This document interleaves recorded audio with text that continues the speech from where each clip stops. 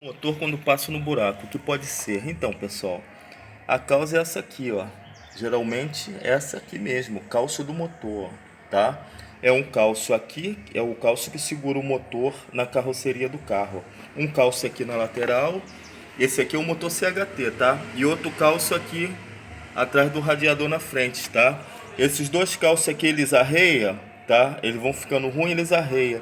Aí quando você passa no buraco, o que que acontece? No motor CHT acontece isso aqui, ó.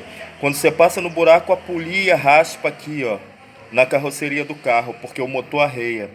Entendeu, pessoal?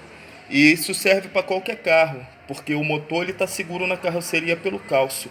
Então você passa, dá uma balançada nele, o calço já está desprendendo, já está ficando ruim, ele arreia e bate e encosta na carroceria, o que faz o barulho no motor.